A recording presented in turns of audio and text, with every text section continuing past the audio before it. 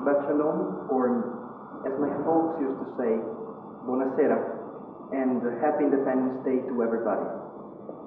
It is a great privilege and distinct honor for me to be standing at the Bima and be addressing the congregation upon this very special occasion for Jews everywhere and upon my entry into the Jewish people. This very special occasion for Jews like all of you and me, so deeply loving the state of Israel and so committedly caring for its welfare and prosperity. When back in the winter, Rabbi Gelfman asked me to pick a date between March and June for my conversion, an answer came to my lips before even thinking about it for a moment. Oh, it's going to be on Yom Ha'atzmaut, Rabbi. Our Hebrew calendar is so filled with holidays so age-old and relatively new, all carrying a special meaning for us as a people. But on the other hand, I must tell you, Yom Ha'atzmaut, the anniversary of our reestablishment as an independent nation in the land of our ancestors, a goy kechol goy, a nation like all other nations, as Prime Minister Ben-Gurion liked to put it, holds a very special spot in my heart and in my soul. Believe me, it is no overstatement when I say that Israel truly represents the turning point of my life. My home has been Venice, Italy, not Venice Beach in California. I was born 23 years ago in a somewhat secular, somewhat traditional Roman Catholic family. Like most of my fellow Italians while growing up, I never ever met a Jewish person or had anything to do with something specifically Jewish. Nevertheless, there is no time in my memories of childhood or as a teenager in which I didn't feel some mysterious attraction and curiosity towards things Jewish. Don't ask me why, because I have no answer other than dragging destiny or providence into the scene. I can just say that whether it was the story of Moshe or David or Shlomo and the Queen of Sheba in the Bible or some other more recent events like the epic of modern Zionism, I always felt somewhat fascinated and willing to read and learn more and more about the Jewish people in all its aspects. At about 18, was I able to call myself a friend of the Jewish people? Oh yes, definitely. A friend of the Jewish people without knowing a single Jew? Of course, something pivotal was missing in the picture. One of the most shaping and precious memories I have is my visit to the Auschwitz-Birkenau concentration and death camp during the fall of 2010, when I had the privilege to escort a group of kids from my former high school. The feelings of rage, helplessness, and choking terror I experienced while walking among the barracks amidst the chilling November fog in the Polish countryside will never, I'm absolutely sure of that, never leave my soul at peace. And although I hadn't been born during those years, I couldn't help but being ashamed of what the human race was able to accomplish. As I was looking at row after row of framed pictures hung on corridor walls at the museum, never-ending lists of deportees from everywhere, from Latvia to Romania to France, spectacles and baby shoes and hair piled in grotesque mountains behind layers of glass. The questions echoing in my head again and again were, how was all of this possible? And how in this magnitude? Was everybody blind, deaf, and mute? What were my ancestors doing during these times? And then, as you give another glance to a pile of teeth or a chalk trunk coming from Vilnius or Trieste or Salonika, you have to concede, yes, it all happened not so many years ago, and it's before your very eyes. I first visited Israel in January 2012. Just a one-week trip around the country, the places everybody visits: Jerusalem, the Dead Sea, the Galilee, Tel Aviv, and others. I went to Israel nearly by chance, booking my tickets just 2 weeks before, never slightly suspecting it was going to be the trip of my life. I've tried many a time to describe to some of you what I felt and thought during those few days. I've often used a metaphor, though I'm not even sure whether the word metaphor would be appropriate in this case. It was like progressively falling in love. You know, butterflies in the belly and heart acceleration, that kind of stuff. I might sound silly, or the story might sound made up, but this is exactly what happened. I came back home to Italy, and within weeks, I decided I was going back, no matter what. I contacted an agency in Tel Aviv, running some exchange programs with a network of kibbutzim, and got accepted. To all those who told me I was nuts, or as you say here, I'm a shuganet, that I knew nobody there, that I didn't speak a word of Hebrew, that it was crazily dangerous, I want to say that I forgive them. I really was nuts. I really was a shuganet. But I never stopped being thankful to have been so crazy and stubborn. It turned out to be by far the best decision I've ever made in my entire life. It was Sunday, March 26, 2012. I discovered I'd been assigned to Yotvata, a kibbutz on the southern highway, not so far from Elat and the Red Sea. As I was on the bus, looking at the landscape changing from green to desert, I was on top of the world. The first weeks of the kibbutz were really tough because I had to adjust to do physical and manual labor, something I never did before.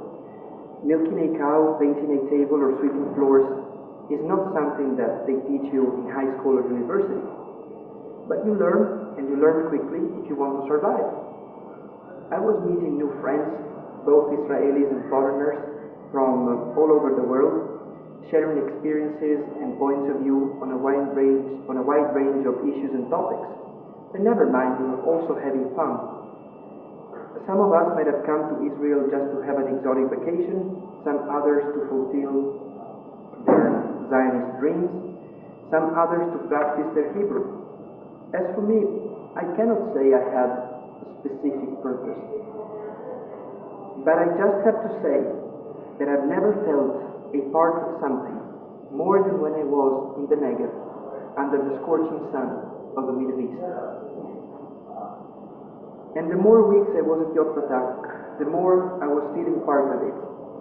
I was feeling Jewish. I was feeling Israeli. And yes, I was feeling free to be myself, which is even more important. I was just discovering it was not a matter of me and them anymore. It had become a matter of us. Or maybe it had always been a matter of us, and I just didn't know it. Israelis, oh, they're harsh people when you deal with them for the first time. The image of the sabra, the cactus fruit, fits them perfectly. Stinging thorns on the surface and the sweetest of hearts. I might have been surprised or even irritated by how bluntly and unceremoniously they were talking to me, and how they had to scream and curse about everything, but I was even more impressed and delighted by how amazing and hospitable people they can be once you've won their confidence.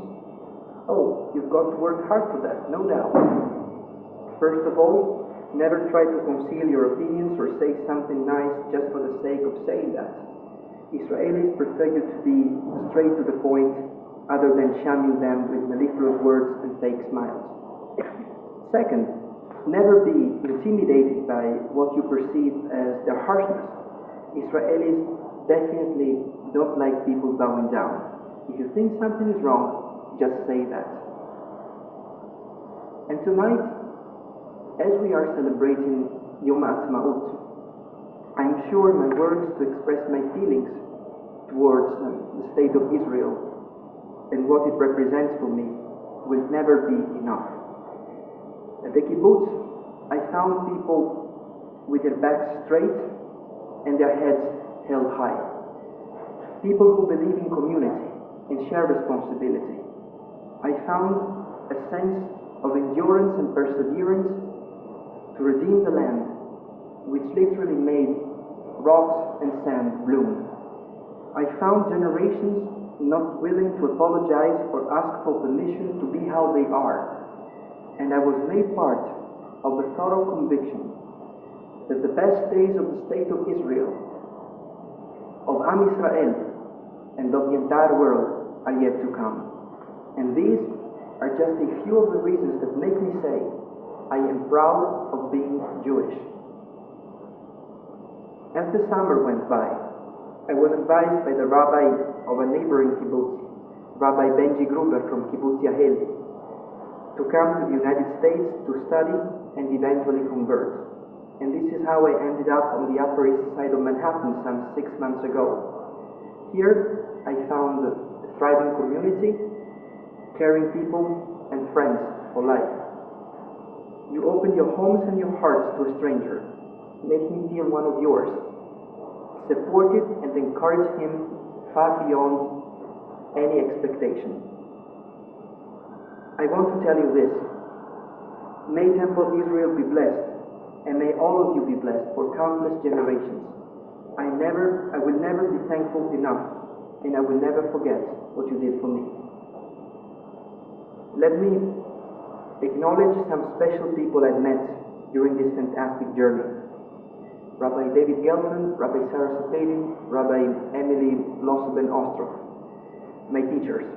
With compassion, wisdom, and intellectual rigor, you took me by hand, enabled me to join the people of Israel, Am Israel, and gave me the necessary light to face my new existence. And this is also why I chose the name I'll go by for the rest of my life. Meir. He who illuminates, or at least he who will try very hard to illuminate. Robert French, my mentor. You're the one who, since I first stepped into this temple, barely 24 hours after I'd come to New York City, has made sure everything worked out for me, always caring and definitely the first supporter of mine. And to all those I've been privileged to work with at the temple, clergy and staff members, thanks for your support and your friendship. During these months, we had plenty of fun moments and inspiring moments, and I surely bring good memories of all of you with me. And to you, congregants and guests of the temple, Saturday morning Torah students, and those who attended the URJ course with me, you are the best fun club I could ever imagine. Thank you from the bottom of my heart. So, where shall I go from here? I don't think you'd be astonished if I said that I will soon be returning to Israel. I'm just going home. I'm just going back where everything began. As your American summer begins, June will find me working at my kibbutz in the southern Araba, not far from Eilat. In conclusion, let me just share with you another few thoughts about Israel. On April the 8th, sirens sounded all over the state of Israel to mark the commemoration of our 6 million brothers and sisters lost in the night of the Shoah. But Israel's Holocaust Memorial Day means much more than commemorating the dead. When in 1951, the Israeli Knesset passed legislation instituting Yom HaShoah, it was decided to link the date of the commemoration to the Warsaw Ghetto uprising, exactly 70 years ago. Yom HaShoah also teaches us about the glorious and desperate fighting of the few against the many, of the righteous against the wicked, of Joshua against Amalek. Next Monday, April the 15th, sirens will again hit the air to remember the men and women in the armed forces of Israel and of the Jewish political institutions in Eretz Israel preceding it, who made the extreme sacrifice in defense of our right to a life of peace and prosperity in the land of Abraham, of Isaac, and of Jacob. All the more so, Yom HaZikaron falls just a day before Yom HaAtzmaut. To the memories of those who fell, I bow down, and I thank and salute the boys and girls in the Israel Defense Forces for their outstanding service to the State of Israel and to Am Israel as a whole, and for having made and keeping on making the dream of countless generations possible. The State of Israel, the Jewish Commonwealth of today and of days old, reborn from the ashes of the Shoah, exists to ensure there will never be a repetition of what happened in Europe 7 decades ago. With an Israel that is strong and capable to defend herself and to strike on those who want to annihilate us wherever they might be, there will never be a second Auschwitz or a second Masada. The third temple, Jerusalem, Israel, will not fall again.